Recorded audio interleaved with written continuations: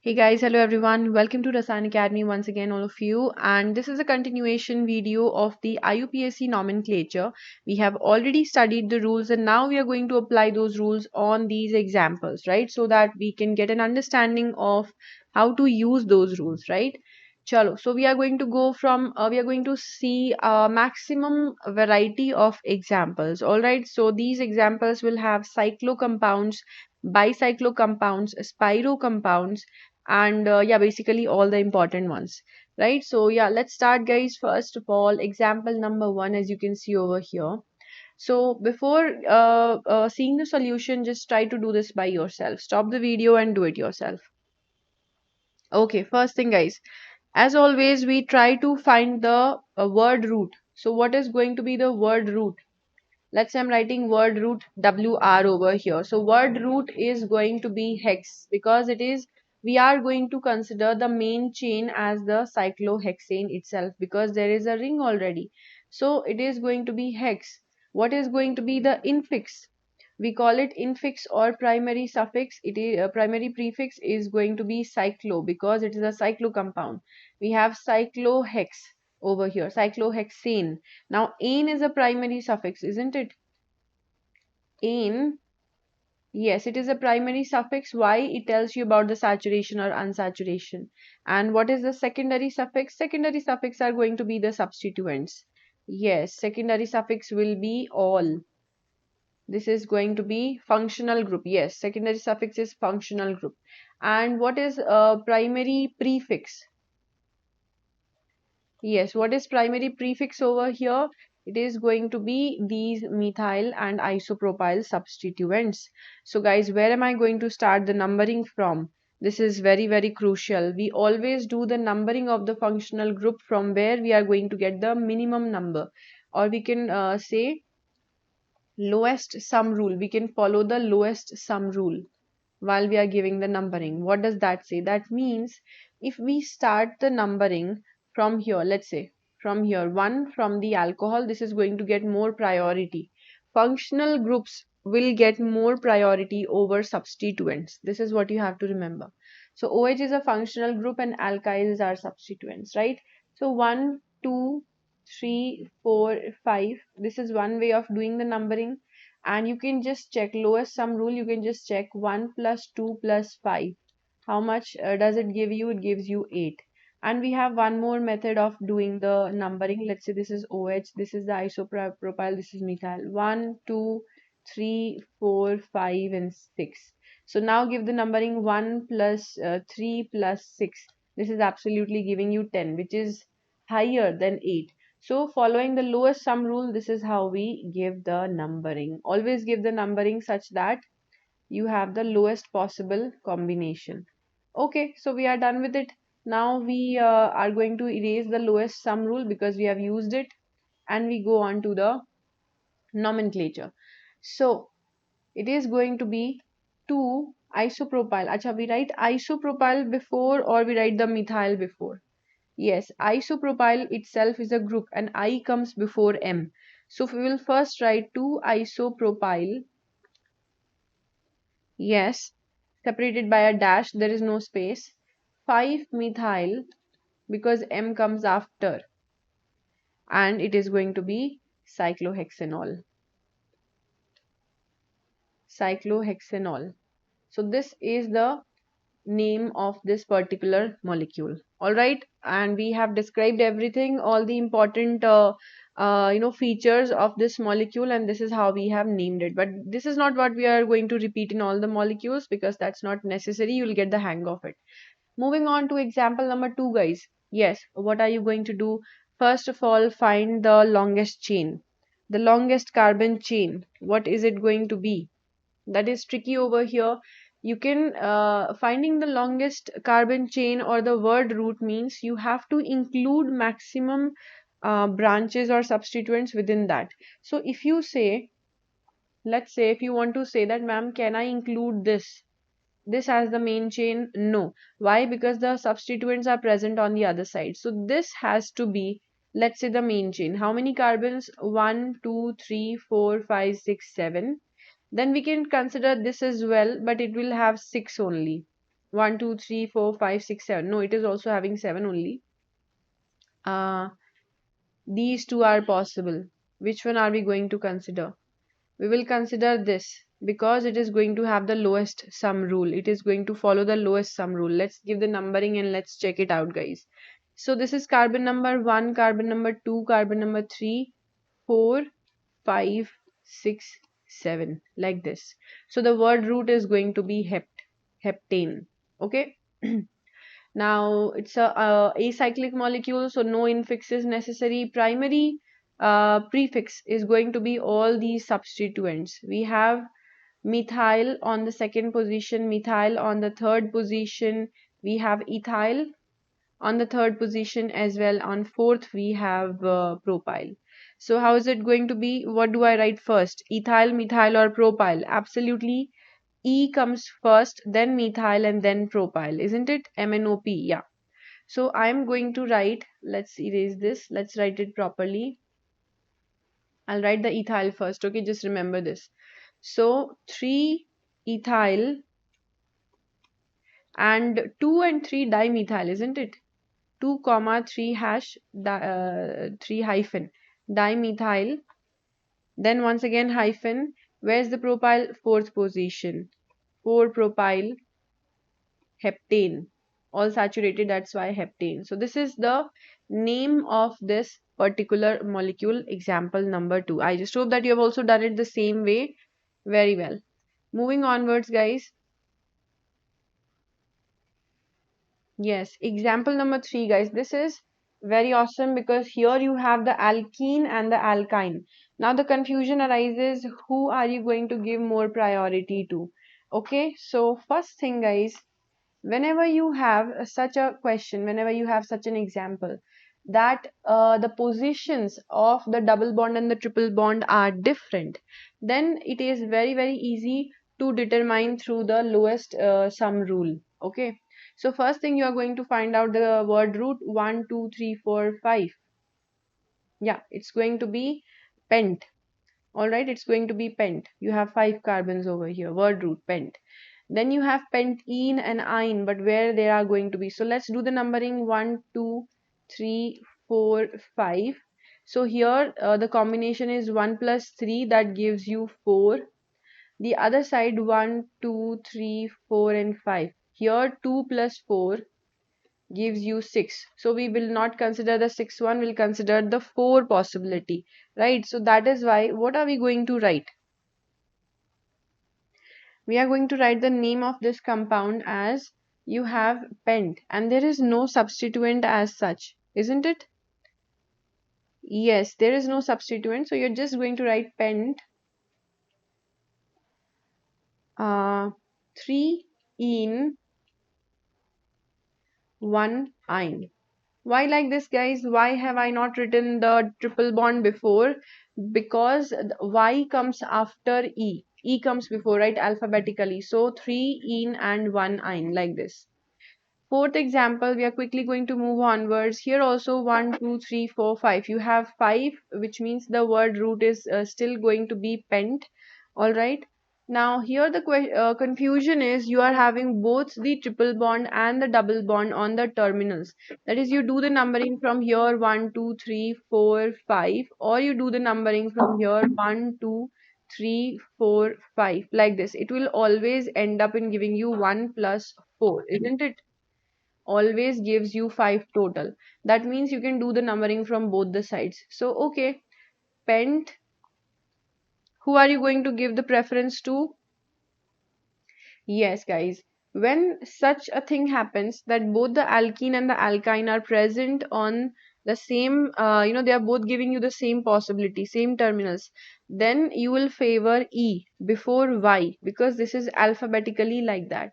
So you are going to consider, yes, you are going to consider this kind of a nomenclature method. Pent 1 in 4 ine, like this. Pent 1 in 4 ine. Acha, one more correction, guys. There is not going to be this E. This E won't be there. This is very crucial. And why is that so? Because whenever you write the in, that is you can write complete "een" when it is the last thing to write. Like you have written "ein," so you can write "e" when it is the last thing. But if you are writing this as a extra functional group, then you have to write "en" only. Okay, be careful about this. Okay, so more priority to E than Y. That's why first numbering from the alkene and then Y comes at the end like this. So this is the name of the molecule. Now moving onwards, example number 5, guys. Yes, look at this. Now you have 3 carbons in the chain and you have 3 carbons over here. How are you going to name the molecule? Yes, try it on your own, guys.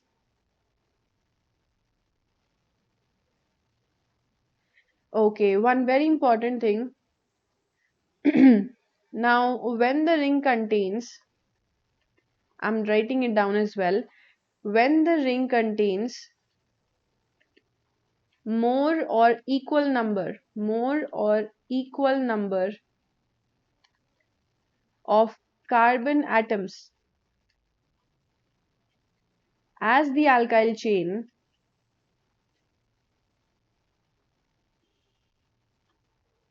as the alkyl chain, it is named as cycloalkane derivative. Cycloalkane derivative. Okay, which means that here there are 3 number of carbons in the ring, 3 in the chain. So how is this molecule going to be written as? It will be propyl cyclopropane. This is the correct name because it will be named as cycloalkane derivative. So this is propyl cyclopropane. This is how you're going to write this molecule. Now in the next example you see here the number of carbons in the ring are less than the number of carbons over here. So how are you going to name it? 1, 2, 3, 4. You will consider the chain now. It is 2 cyclopropyl 2 cyclopropyl butane. All right. Then you are going to consider the word root or the main chain as your carbon chain, which is the longer one. Now you have cyclopropyl group as the substituent. Okay, very very important, guys. Take care of this. All right, now moving onwards, example number 7. Look at this. Try it on your own, guys. This is an ester. How do we name the ester? Yes, what is the nomenclature of a simple ester? Let's talk about a simple ester. That is CH3 C double bond O OCH2PH, or I'm writing OPH like this. Yeah, why am I writing like this? Because many a time students get confused between the nomenclature of this and this.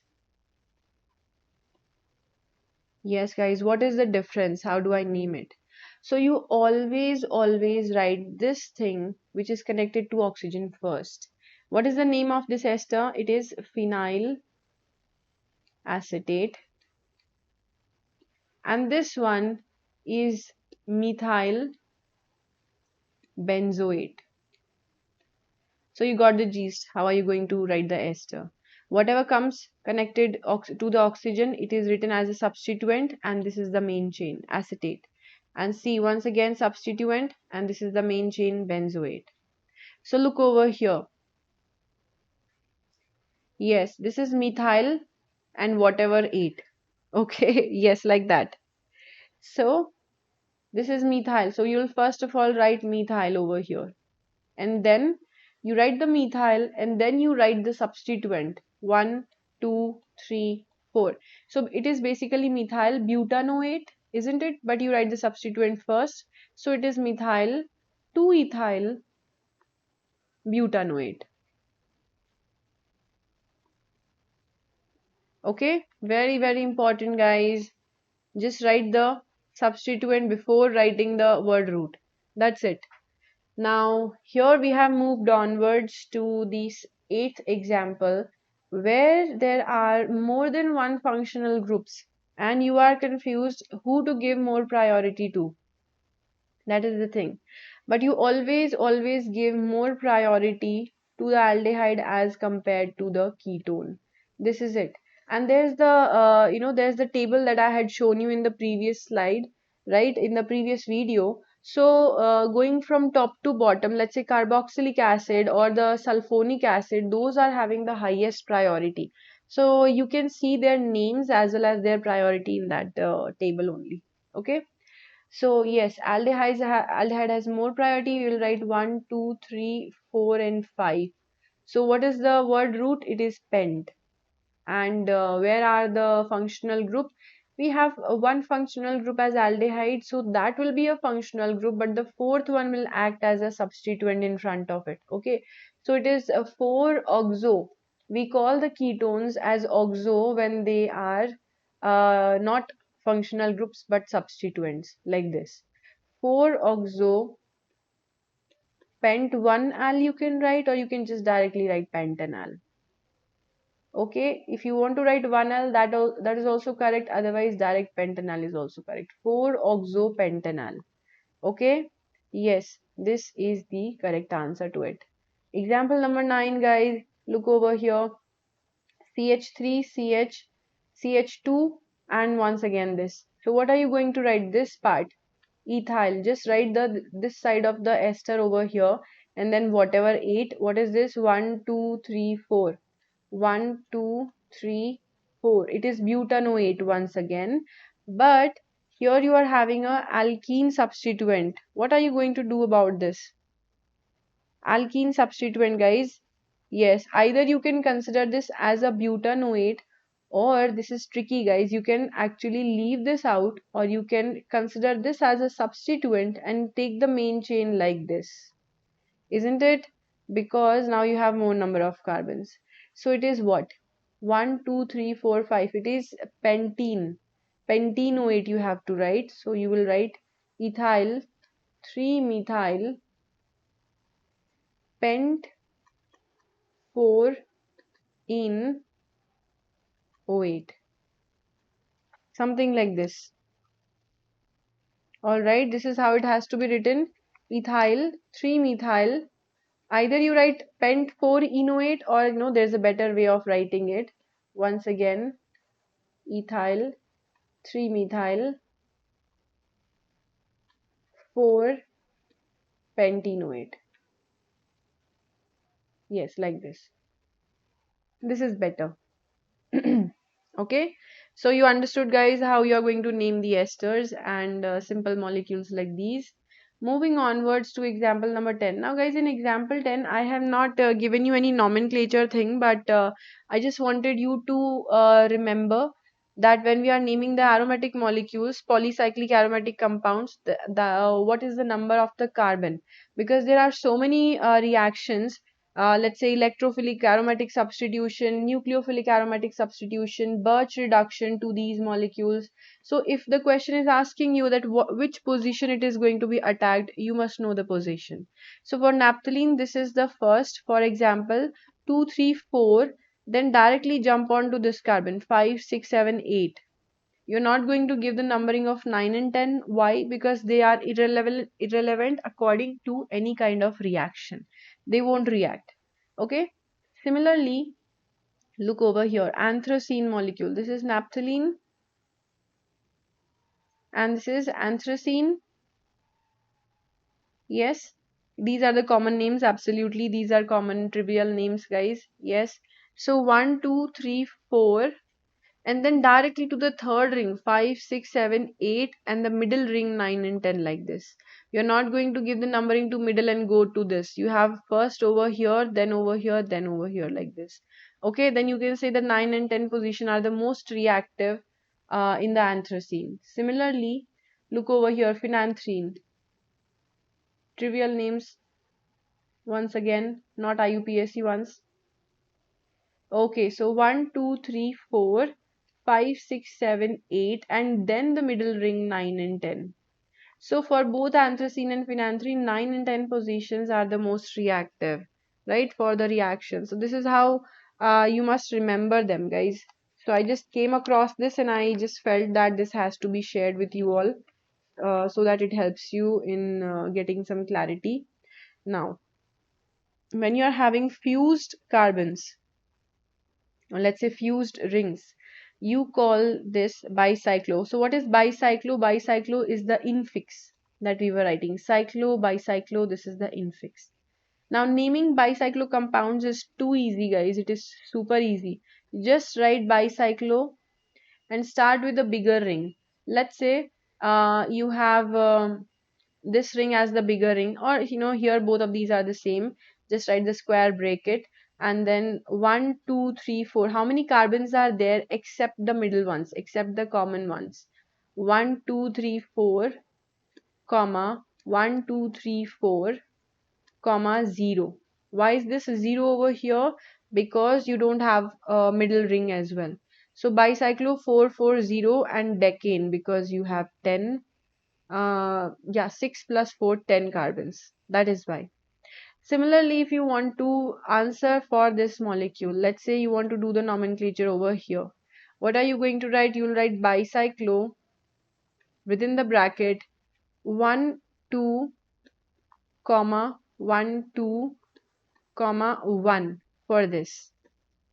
Close the bracket. Yes. How many carbons are there in total? So this is 1 2 3 4 5 6 and 7. This is going to be heptane. So bicyclo 2 2 1 heptane. How easy is this? And then let's say if you had this ring like this, what would you name it? It will be bicyclo within bracket 1 2 3 4, 1 2 3 and comma 0, because no third ring like this. It is going to be no name because it has 9 carbons. Alright guys, too easy. Moving on to the next example, example number 12. Yes. So what is happening over here? Here you are having spiromolecules. How to do the nomenclature of spiromolecules? Once again, it is very, very simple. You know, uh, yeah, it's very, very simple to write the spiromolecules, and also about the bicyclo. Yes, guys. Here we have done nomenclature of simple bicyclo compounds. Let's say one of these has a methyl like this. How are you going to do the numbering? You'll start the numbering from a bridge from this carbon. 1 2 3 4 5 6 7 8 9 10. It is very simple. Just start from a bridging carbon. That's all. So it's going to be 2-methyl bicyclo 440 decane. That way. Okay. Yes. Why am I telling you this? Where to put this numbering? This is so important for bicyclo and spiro. In the spiro molecule, you are never going to start from this common carbon. If you start from the common carbon 1 2 3 4 5, then the 5 and the 1 are going to clash together. So you start the numbering from the smaller ring. 1 2 3 4 5 6 7 8. Yes, this is opposite from the bicyclo. In the bicyclo, you start from the junction 1 and then you move onwards to the bigger ring 2 3 4 5 6 7 8 and 9. It is like this. But here in the spiro, you start from the smaller ring and then you move onwards to the bigger ring like this. Okay, right. So what is the name of this spiro molecule? It is very simple. First write the infix spiro, then the square bracket, and in the square bracket you will write the carbons for the smaller ring. There are 3 carbons for the smaller ring, and 1 2 and 3 and 4. 4 for the bigger ring, and what is the final number of carbons? 8. So it is octane. How easy, guys. This is so easy. All right, then let's say in this molecule I have a substituent over here, CH3 on the bigger ring. But as the numbering goes, it is always going to be like this: 1 2 3 4 5. Okay, even if you start from here 1 2 3 4 and then 5 only, it is always going to come at 5 6 7 8 and 9. So this is going to be 5 methyl, or let's say spiro. You always write the spiro first. So spiro 5 methyl 1 2 3 4 5 3 5 nonene. Okay, always write the smaller ring first. 3 5 nonene. Spiro 5 methyl 3 5 nonene, like this. Now look at this one, third example. That is, you are having a heteroatom in the ring. How are you going to deal with it? 1 2 3. Give it the lowest numbering. 4 5 6 7. Okay, it's a heptane. So guys, how is it going to be written? 4 oxa spiro, 4 position where you're having an oxygen. So 4 oxa spiro, 2 and 1 2 3 4, 2 4 heptane, like this. So this is the name of this particular spiro molecule. All right. So guys, I just hope that all of these 12 examples that I've discussed have helped you all in revising the concept. And if you didn't know, then maybe understanding the concept nicely. I will also be seeing you in more such videos, guys, and please follow up all the important and basic topics. These are all basic topics. More easy topics are going to start, right? Like aromaticity, acids and bases. I'm working on that as well. So this will be complete organic preparation. So just stay tuned, and thank you so much, guys, for watching. I'll see you all very soon. Bye, everyone.